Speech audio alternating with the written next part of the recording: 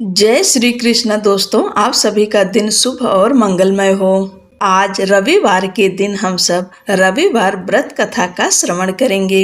यदि सच्चे मन से और श्रद्धा से सूर्य देव की पूजा की जाए तो वह जातक का जीवन सुख संपन्नता से भर देते हैं। यही नहीं, हर जगह उनके प्रयासों को सफलता मिलती है और कभी भी निराश नहीं होना पड़ता। इसलिए कहा जाता है कि अगर केवल सूर्य देव की ही पूजा कर ली जाए तो जातक पर सभी ग्रह कृपा करने लगते हैं। अगर आप व्रत नहीं रखते हैं तो भी भगवान सूर्य देव की पूजा रोज करें। सुबह भगवान सूर्य देव को एक लोटे में जल लें, उसमें थोड़ा सा कुमकुम, अक्षत, रोली डाल दें और लाल पुष्प डालकर भगवान सूर्य को अर्घ दें। उसके बाद इस कथा को सुनिए। इस कथा के सुनने मात्र से भगवान सूर्य की कृपा प्राप्त होती है। अगर आप व्रत नहीं कर सकते हैं तो केवल सूर्य व्रत कथा का पाठ करके ही आप मनोवांछित फल की प्राप्ति कर सकते हैं। पौराणिक कथा के अनुसार एक बुढ़िया थी जो कि सूर्य देव की बड़ी भक्त थी। वह हर रविवार को प्रातः काल स्नान करती, इसके बाद पूरे घर को गोबर से लीपती, फिर भोजन तैयार करती और सबसे पहले उसका भोग भगवान सूर्य को लगाती, इसके बाद ही भोजन करती। यह उसका नियम था। सूर्य देव की कृपा से बुढ़िया के जीवन में किसी बात की कोई कमी नहीं थी। लेकिन एक दिन जब वह हमेशा की तरह रविवार के दिन अपनी पड़ोसन के घर गोबर लेने गई तो उसे गोबर नहीं मिला। तो बुढ़िया ने कहा कि बहन गोबर चाहिए था, लेकिन उसने साफ मना कर दिया। इससे दुखी बुढ़िया घर वापस लौट आई, लेकिन न तो उसने भोजन बनाया न ही भोग लगाया। जब रात हुई तो वह भूखे पेट ही सो गई। सूर्य देवता ने उसे स्वप्न में दर्शन दिया और उसकी परेशानी का कारण पूछा। बुढ़िया के दुख का कारण सुनकर सूर्य देवता ने उसे सर्व कामना पूर्ति गाय का आशीर्वाद दिया और अंतर ध्यान हो गए। जब बुढ़िया की आंखें खुली तो वह हैरान रह गई। उसने देखा कि उसके आंगन में तो गाय के साथ एक सुंदर सा बछड़ा बंधा है। उसने गाय को घर के बाहर बांध दिया। उधर पड़ोसन की भी उसकी नजर पड़ी तो उसने देखा कि बुढ़िया की गाय ने तो सोने का गोबर किया है। पड़ोसन ने मौका देखकर बुढ़िया की गाय के गोबर को अपनी गाय के गोबर से बदल दिया। सूर्य देवता ने जब ऐसा देखा तो उन्होंने जोर की आंधी चला दी। इससे बुढ़िया ने गाय को घर के अंदर बांध दिया। सुबह जागने पर उसने देखा कि गाय ने तो सोने का गोबर किया है। तब से वह उसे भीतर ही बांधने लगी। बुढ़िया की पड़ोसन को उससे बड़ी ईर्ष्या हुई। वह राजा के पास पहुंची और उसे पूरी बात बताई। यह सुनते ही राजा ने अपने सिपाहियों को भेजकर गाय को अपने यहाँ मंगवा लिया। लेकिन कुछ ही देर में राजा का पूरा महल गोबर ही गोबर से भर गया।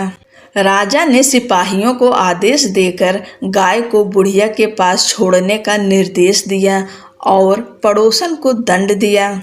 इसके साथ ही संपूर्ण प्रजा को सूर्य देव का व्रत और पूजन करने के लिए कहा जाता है कि सूर्य देव की कृपा से बुढ़िया के जीवन की ही तरह संपूर्ण राज्य के लोगों को सुख समृद्धि की प्राप्ति हुई। मान्यता है कि इस व्रत कथा को सच्ची श्रद्धा से पढ़ने पर धन तो लाभ होता ही है, साथ ही सभी मनोकामनाओं की पूर्ति होती है।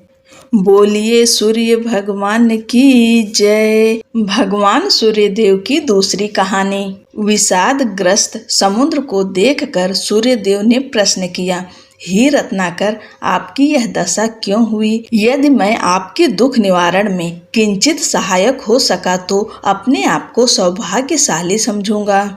समुद्र ने अपनी व्यथा प्रकट करते हुए कहा, हे आदित्य, मेरे पास अथाह जल का भंडार है, परंतु मैं इस जल राशि से एक पक्षी का भी प्यास नहीं बुझा सकता। मैं लोक कल्याण हेतु जल का उपयोग करने में असमर्थ हूँ।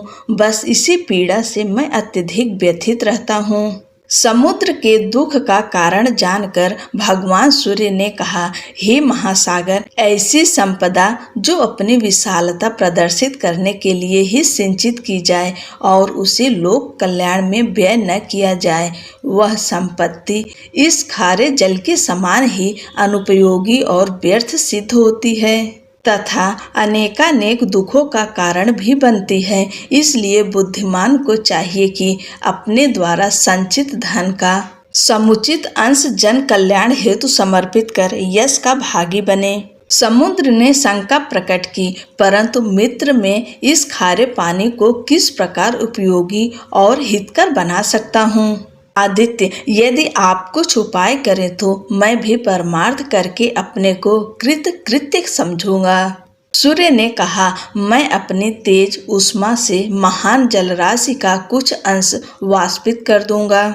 ये वाष्प समूह ऊपर उठकर घटाओं के रूप में परिवर्तित हो जाएंगे। वायु के वेग से ये घटाएं सुदूर क्षेत्र में भिन्न भिन्न स्थलों में वर्षा करके धरती और समस्त प्राणियों को तृप्त कर देगी। तुरंत ही दोनों ने मिलकर पवन देव को इस योजना की जानकारी देकर सहयोग के लिए प्रार्थना की। वह सहर्ष इस पुनीत कार्य में सहयोग देने के लिए तैयार हो गए। फिर क्या था, सूर्य ने प्रचंड गर्मी से समुद्र के जल को वाष्पित करना शुरू किया। वाष्प कणों से निर्मित काली घनी घटनाओं को वायु ने तीव्र गति से विभिन्न दिशाओं की ओर पहुंचाया। रिमझिम बारिश से प्यासी धरा की तृषा शांत हो गई। पृथ्वीवासी सभी प्राणी प्रसन्न हो गए। अनेकानेक जीव जंतु अपनी मधुर आवाज से हर्ष युक्त कोलाहल करने लगे। वास्तव में वह कोलाहल मात्र न होकर अपने जल प्रदाता के निमित्त कृतज्ञता ज्ञापन और उसका यश गान था। नवांकुरित पौधों से सारी वसुधा हरी भरी हो गई। शुष्क सरोवर जल से परिपूर्ण हो गए। नदियां पर्याप्त जल संपदा से उफनने लगी और अपनी कृतज्ञता ज्ञापित करने के लिए तीव्र गति से दौड़ पड़ी।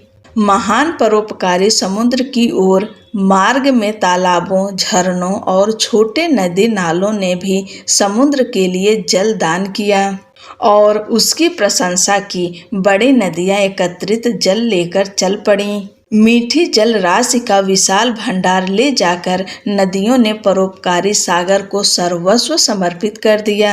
मीठे जल से संतृप्त उस महासागर को तब कितना संतोष और शांति मिली, यह उसके सिवा और कौन जान सकता है। सूरज ने देखा कि समुद्र के जल स्तर में रत्ती भर की कमी नहीं आई थी और न ही स्वयं के तेज में। इस कार्य में सहयोगी हवा भी सौंधी महक से सुरभित हो गई थी। इस तरह से सूर्य देव ने बुझाई थी समुद्र की प्यास। बोलो भगवान सूर्य नारायण की जय।